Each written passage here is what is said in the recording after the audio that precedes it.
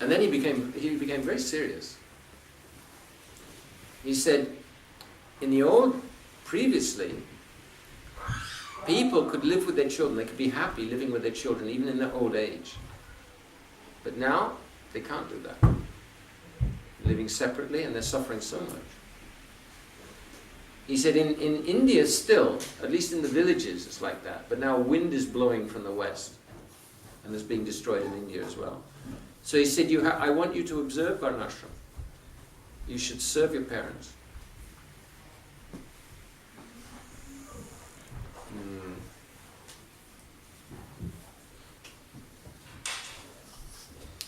So these are important factors to make a level, a platform for helping ourselves. Often you see devotees, they think that we're transcendental, so we don't need to observe ordinary kind of human processes and human values, and it doesn't work. The society doesn't work. The society breaks up.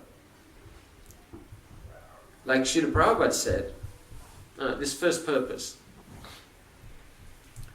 to correct the imbalance of values, spiritual education, to correct the imbalance of values, and to bring peace and unity. So if we see a lack of peace and unity, what does it mean? Huh? We haven't embraced the values. We haven't embraced the values. So, anyway, if we look around, sometimes we see a lack of peace and unity, even in the Vaishnava community. Gurudev actually said in Baji, he said you should, one particular element of harmony, he said you should have a school, and there should be lectures twice or every month, or once every 2 weeks. Different people can give the lectures, just to teach people these principles of harmony, teach people spiritual values. So Prabhupada wanted it, Gurudev wanted it. Just wanted to say something about that program. Also, Srila Prabhupada, he wanted his devotees actually to be self-sufficient as much as possible. Not all of them, but... So he really emphasized farming communities and like that. So while I was in Africa, he came in 1975 to Nairobi. So I was staying in Kenya at that time. And we went to see him. It was a very nice time with Prabhupada at that time, because there weren't so many devotees there. It wasn't like a huge... Kenya was really, anyway, it was a very strange group of devotees. And in general, devotees weren't falling over themselves to go to Nairobi. So when Prabhupada came, there weren't so many devotees, and I got to go on morning walks with him, and we could ask questions after every class. We really liked the kirtans there.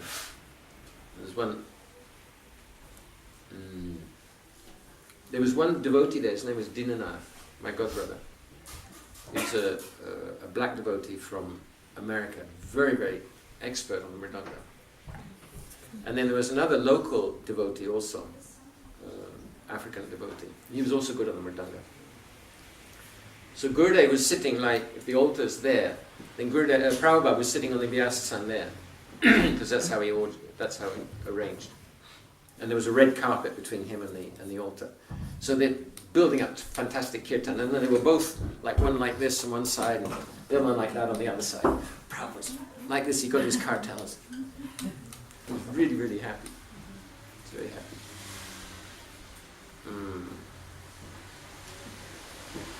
So while he was there, previous to that, somebody had suggested to me, I was married at the time, and somebody had suggested to me that why don't you buy a fruit farm? There's fruit farms for sale. You can buy a fruit farm, sell the fruit, and that way you can support yourself. I didn't have any money, but anyway, he suggested like that. So I said something about that to Prabhupada. I said, how can we support ourselves? He said, selling books, begging, how else? So I mentioned this, that, there's the idea that we could get a fruit farm and sell fruit. He said, no, it won't be effective. If you do for other people, it won't be effective. You do for yourselves. You should be self-sufficient. Rice, wheat, beans. He said also even cloth. He said then it will be effective. And then he did, very briefly, he described the program. I said, oh, this is a good program. We can engage a lot of people. He said, you be engaged. First of all, you be engaged. So I remembered those instructions. And when I was in married life, in family life in Cambridge, we had our own garden and we were growing our own vegetables and like that. And then recently in Ukraine, we've actually started a community there. We've got 9 houses and about 12 acres of land altogether. Quite close into each other. The local devotees are already the great survivors. It's a strong tradition in Ukraine. In the summer, everyone goes to the dacha. I mean, it's a summer house, and they grow their own food and like that. So anyway, we're starting that community. They're rebuilding houses, putting in good stoves, and we have a festival of growing and sowing, and once the season starts.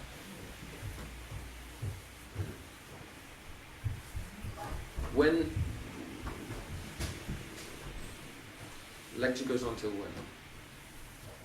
Until you finish. Huh?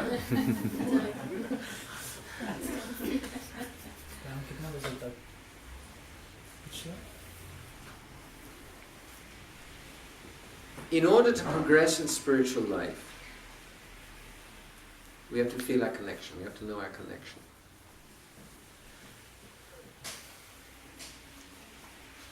When our Srila Gurudev came to the West, came to England, came to UK, so he very much emphasized, because he saw what kind of a... 6. Okay. He saw what kind of a condition we were in. Like, for example, before he came, I remember thinking one time, why am I doing this? Why am I chanting Hare Krishna? Why am I living like a devotee? What's the point? And I was thinking, I don't know. I don't know why I'm doing this. It wasn't bad, I was happy, I couldn't see any other way of living. But I didn't know what was the goal, I didn't know what was the aim. I thought, do I really want to go back home to get back to God? Of course I'm not going to object. But I wasn't thinking, I've got to do this so that I can go back home, back to Godhead. So I didn't know. I didn't know why I was doing what I was doing. For example, so Srila Gurudev, when he came, he really emphasized that we have to know the goal. What is the goal? So he quoted this verse by Srila Rupa Goswami. Kriti saja bhavet saja bhava sadhanavita. Nitya siddhasya bhavasya prakachana kriti sajita. Said that what is sadhan? Sadhan is what? What is sadhan? Yeah, but what is it? The process by which we attain our goal. And what is the goal? The goal is to go back to Godhead. That's not what Rupa Goswami said. You can read in the GBC guidebook. Now Rupa Goswami had a different idea. What's the goal? Huh? Krishna Prem, praying. no, yes, prem, that's the ultimate goal. But the goal of our practice is to develop bhava. Kriti sadhya bhavet sadhya bhava sadhanabhita. Sadhan is that practice that we perform with these senses, these hands, tongue, eyes, ears, and so on, which awakens bhav. How can it awaken bhav? Because we're working with material senses, material mind, so how are we going to develop transcendental, divine transcendental love? How? How does the process work? How can I, using my material senses, my material mind, develop transcendental love for Krishna, who is the transcendental personality? How? Constant association with devotees. Yeah. And? Then? Rendering service of it. And? You see, there's a gap. Here's me with my transcendental mind and transcendental senses, and his transcendental Krishna. So how do we bridge that gap? Using the senses. Don't know. Mercy. Huh? Mercy. What kind of mercy? Transcendental mercy. We're getting warm. Closest mercy. Yeah. Yes, mercy from someone who has his connection in his path and can give it to us like How? Yes, it's true. How is the process going to work? For us to find out the offense that we have committed in the first place for which we are here. Well, the offense is that we chose matter instead of spirit. And But that was a long time ago. In fact, it was before time. That's our first offense.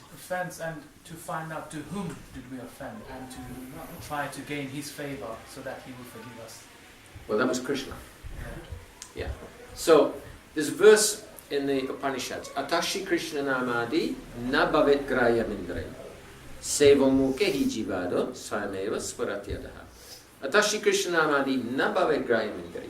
Krishna is transcendental, so he's not going to appear in our transcendental sense, in our material senses, material mind. That's the... Well, that's an issue. That's a problem. But what's the solution? Sevam mukhe jivado. When he's satisfied with our service, beginning with the tongue, like prasad, I mean chanting Hare Krishna. Svayameva svaratyadaha. So then he'll appear himself. So all I've got to do is perform service, satisfy Krishna, and everything's solved. Right? But how am I going to serve with my material mind and senses? I haven't got out of that problem yet. So Srila Gurudev explains in Sri Bhakti Rasamrita Sindhu Bindhu that by the grace of a pure devotee, when pure devotee is satisfied with us, then Krishna, Krishna's holy name, agrees to become one with our senses and our mind.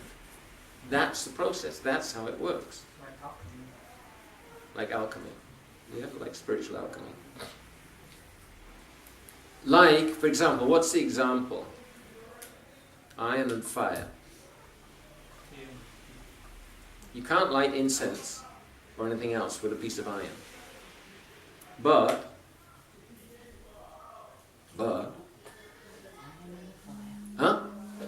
put the iron in the fire and then it'll light incense or whatever else you want to light. Similarly, our material senses can't attract Krishna, but by the mercy of the pure devotee, when we are immersed in the mercy of the pure devotee, then mind and senses become spiritualized by their mercy, by their grace. And then Krishna can appear. So this is a process. This is a process. So Gurudev was really emphasizing that. So practice actually starts from spiritual presence. Therefore, we need to feel connection. Bhav means what? What's it going to be like, oh glorious day, when we have bhav? Out of this world. Got it.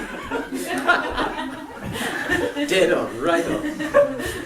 Can you be a little more specific, please?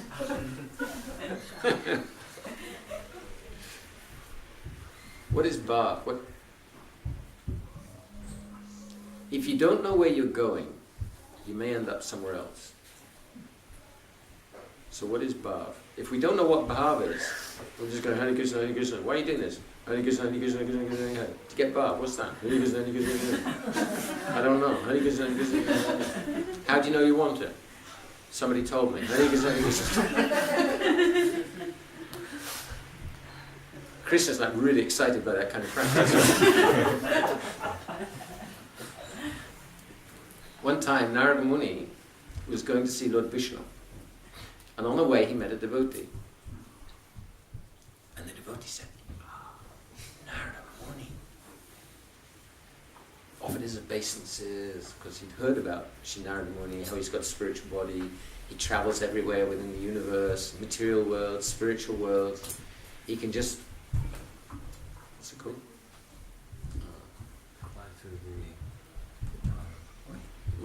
My English is suffering. What's it called when somebody goes, like, lives somewhere and goes to work in another place? Teleporting? Huh? Commuting. There you go.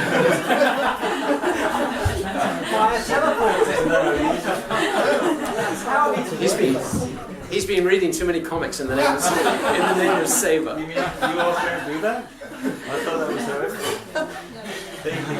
It's called dovetail. Yeah, so he can commute between the material world and the spiritual world. Narada Muni. So this devotee knew that. And he was so enlivened when he met Narada Muni. He saw Narada Muni. He said, "Where are you going?" Narada Muni said, "Oh, I'm going to see Lord Vishnu." "I'm going to see Lord Vishnu. Will you be able to speak with him?" "Yes, I'll be able to speak with him." "Could you ask him a question for me, please?" "Yeah, what question would you like me to ask?" He said, "When am I going to get love and go to the spiritual world?" Narada said, "Okay, I'll ask." So he went to Vaikuntha, and sure enough, he was speaking with Lord Vishnu. And he said, "Lord, there's a devotee I met on the way," and he described. And Lord Vishnu said, "Oh, yeah, I know that devotee." So he said, "He asked me to ask you how long it will be before he gets divine love and he's liberated from the material world." And Lord Vishnu said, 10,000 lifetimes probably. And Narada Muni went, "Oh." Because he had to go back and tell the devotees, so he wasn't feeling too happy about that. 10,000. 10,000. Thank you. So then he left and he went back to the material world, and on the way he met the devotee. He said, "Ah, Narada Muni, you've already been to Vaikuntha?" Yes. "Did you see Lord Vishnu?" Yes. "Did you ask him that question?" Yes. "What did he say? Well, he said 10,000 lifetimes. Only 10,000. And the devotee became so ecstatic, he was dancing, chanting, 10,000 lifetimes! Oh, only 10,000! Dancing. Oh, Narayan. And Narada Muni was amazed. And suddenly, Lord Narayan appeared. He said, "Okay, you can come back now." And Narada Muni said, "Hey, what's going on? You said 10,000 lifetimes." And Narayan said, "Yeah, the way he was practicing before, it was going to take 10,000 lifetimes." So if we don't know what we're doing or why we're doing it, well, we might end up here for 10,000 lifetimes as well. It's really important.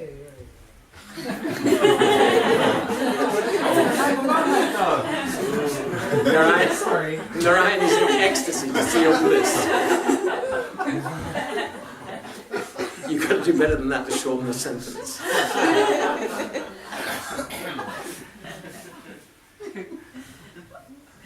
Seriously, to get motivated.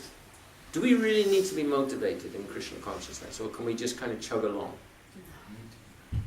Why? How do you know? Who can give scripture reference for that? Huh? Nishchaya Terya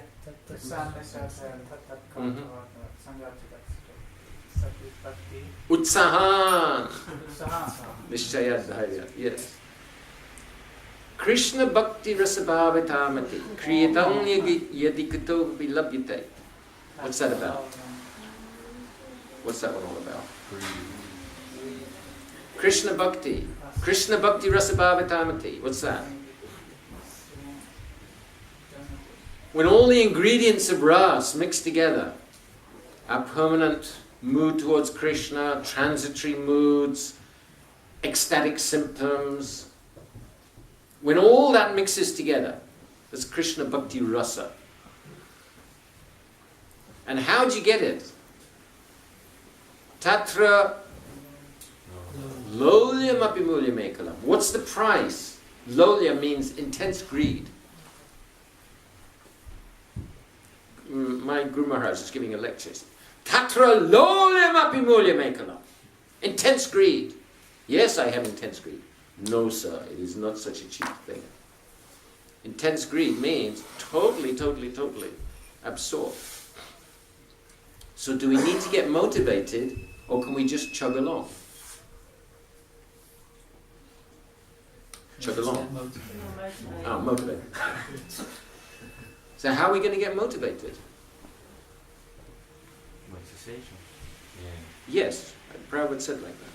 How do we get that greed? By associating with those who've got the greed. Otherwise we don't know what it's about. I have greed for transcendental things. What's transcendence? I don't know. So how can you have greed? But we get it from someone who's got it.